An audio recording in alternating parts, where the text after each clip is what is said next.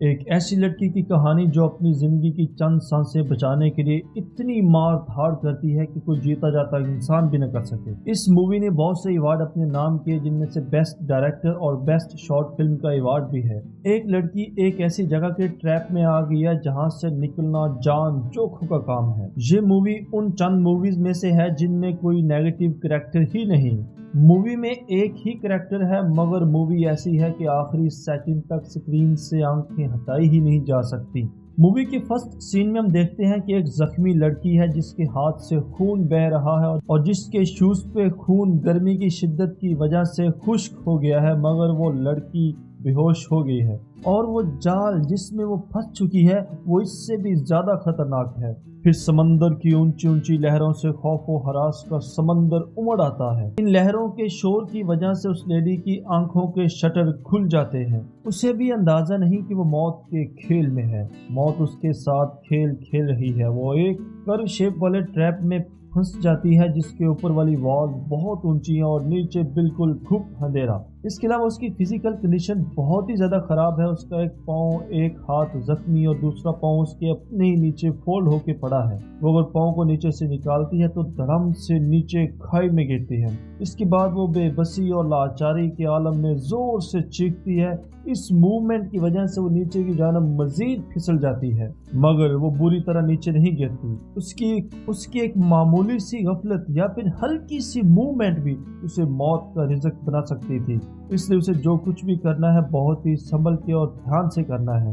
نیچے جانے کی وجہ سے اس کے پاؤں کا درد شدید سے شدید تر ہو گیا تھا۔ اس کے زخمی ہاتھوں کی حالت پاؤں سے بھی زیادہ خراب تھی۔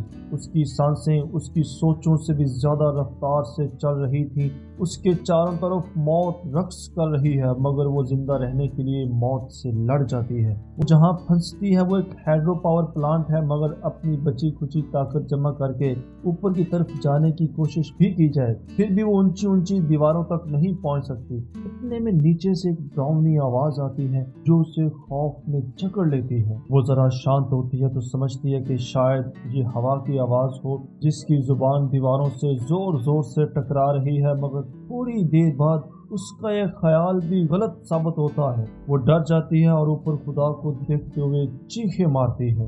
اسے سمجھ آ گئی تھی کہ اگر وہ تھوڑی دیر اپنی سانسیں انجوائے کرنا چاہتی ہے تو پھر اسے کچھ بھی کوشش کیے بغیر لیٹے رہنا چاہیے، اور کچھ دیر بعد موت خود ہی اسے اپنے پیٹ میں بھر لے گی۔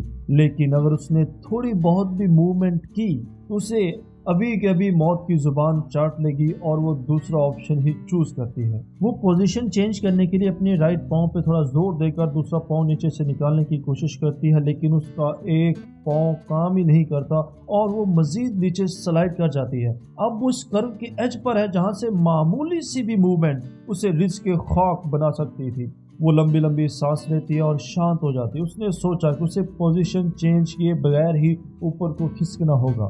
وہ اپنے ہاتھ کو دیکھتی ہے جس کی دونوں انگلیاں خون کی وجہ سے ایک ہو گئی تھی۔ وہ ان کو الگ کر کے اپنی جیکٹ سے صاف کرتی ہے تاکہ مزید سلائڈ نہ ہو۔ وہ اپنے ہاتھوں پہ پھونک مارتی ہے اور پھر اوپر جانے کے لیے پاؤں اور ہاتھوں پر زور ڈالتے ہوئے اوپر کو تھوڑا کھسکتی ہے۔ اس دفعہ قسمت ساتھ دیتی ہے، وہ کھسکنے میں کامیاب ہو جاتی ہے۔ وہ اپنی زخمی ہتھیلیوں کو دیکھتی ہے جن میں کنکریٹ سرفس کی وجہ سے جان ہی نہ تھی۔ وہ ان زخمی ہتھیلیوں کو پھونک مارتی ہے اور پھر تھوڑا اوپر کو کھسکتی ہے۔ اس دفعہ وہ پھر کامیاب ہو جاتی ہے، لیکن درد کی شدت کی وجہ سے وہ ہیلوسینیٹ کرنے لگتی ہے۔ اس طرح وہ موت کے اور قریب ہو جاتی ہے۔ اسے کرو کے اوپر ہاتھوں کے 2 بلڈی پرنٹ ملتے ہیں، لیکن اس کی اپنی باڈی غائب ہو چکی ہے۔ وہ مزید زیادہ نہ سوچتے ہوئے جیسے ہی تھوڑا اوپر کو اٹھتی ہے تو وہ سلائڈ کر کے نیچے چلی جاتی ہے۔ اب کی بار وہ پھر ہیلوسینیٹ کرتی ہے۔ اسے پھر بلڈی پرنٹ نظر آتے ہیں جن کی لمبائی مزید بڑھ گئی ہے۔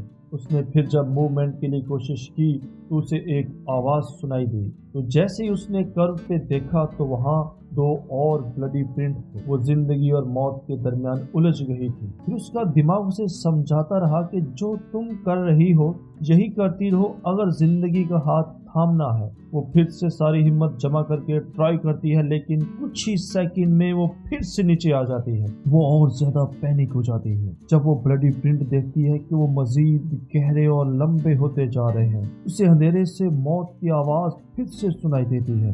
इतने में बारिश शुरू हो जाती है। जैसे ही बारिश की पहली बूंद उसके चेहरे पे गिरती है तो वो थोड़ा शांत होती है, मगर फिर ज्यादा बारिश की वजह से फिसलन भी ज्यादा हो जाती है और वो नीचे को धीरे धीरे खिसकने लगती है। इतने में उसे याद आता है कि उसके गले में एक चेन भी है। वो जल्दी जल्दी से उसे निकालती है और अपने हाथों पर बांध लेती है। कुछ देर के लिए वो नीचे खिसकने से महफूज रहती है, लेकिन फिर वो धीरे धीरे मौत के मुंह में जाने लगती है। अब इसके बाद क्या होता है ये हमें दिखाया ही नहीं गया। क्या वो मौत की इस गहरी तारीक वादी में गिर जाती है या फिर वो सरवाइव करने में कामयाब हो जाती है। ये ऐसी मूवी है जिसमें सिचुएशन और एटमॉस्फेयर के जरिए हॉरर पैदा करने की कोशिश की गई है और ये मूवी इसमें 100% कामयाब भी रही। इस सिचुएशन में खुद को रख कर देखने का ख्याल भी कोई पागल ही कर सकता है।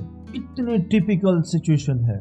अब इसकी एंडिंग में लग रहा है कि तमाम तर सरवाइव करने की कोशिशों के बावजूद वो नीचे को फिसलती रहती है, बस एक दफा ही वो ऊपर जा पाती है। इसलिए ज्यादा सच्ची बात यही लगती है कि वो नीचे गिर गई थी, क्योंकि अगर इसकी एंडिंग हैप्पी होती तो वो हमें जरूर दिखाई जाती। इसलिए इसकी एंडिंग हमारे अपने ज़हन के ऊपर छोड़ दी गई है कि हम खुद सोचें कि इसकी एंडिंग क्या हो सकती है। हम जिस तरह मर्जी चाहें इसकी एंडिंग बना लें। और इस वीडियो की एंडिंग भी अच्छी होनी चाहिए हजूर, बगैर कुछ सोचे समझे जल्दी से सब्सक्राइब और लाइक वाले बटन को दबा दीजिए।